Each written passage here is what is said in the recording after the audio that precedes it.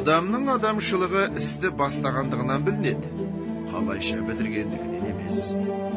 Көңілдегі көрік той ауыздан шыққанда өңі ашады.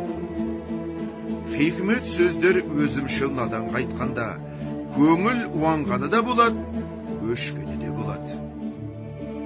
Кісіге біліміне қарай болыстық қыл, татымсызға қылған болыстық адамды бұзады.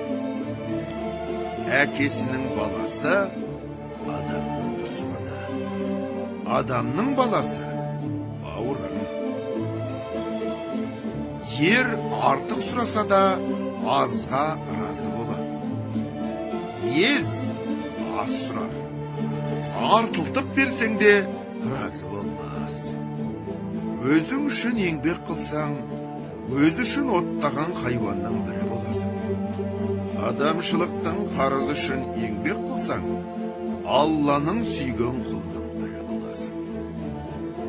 Сократқа у ішкізген, янна арақты отқа өртеген, Ғайсаны дарғасқан, пайғамбарымызды түйенің жемтігіне көмген кім?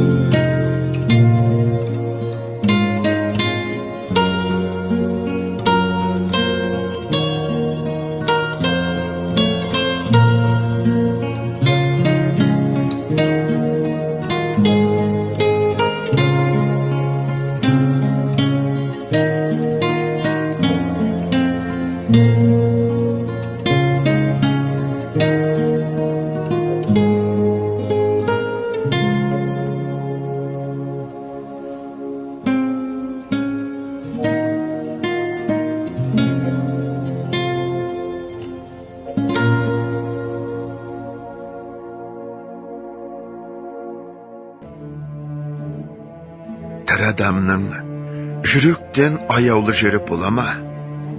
Біздің қазақтың жүректігісі дегені батыр дегені.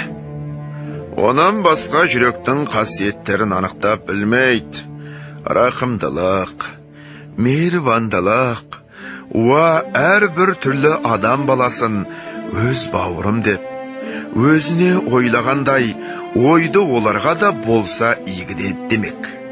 Бұлар жүрексі, асықтық та жүрексі. Тіл жүректің айтқанда көнсе, жалған шықпайды. Амалдың тілін алса, жүрек ұмыт қалады. Біздің қазақтың жүректісі мақтауға сыймайды.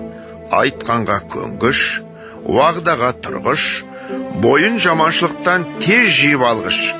Көштің соңынан итше ере бермей, адасқан көптің атының басын бұрып алуға жараған. Әділетті, ақыл мойындаған нәрсеге қиын болса да мойындау. Әділетті ақыл мойындамаған нәрсеге де оңай да болса мойындамау ерлік.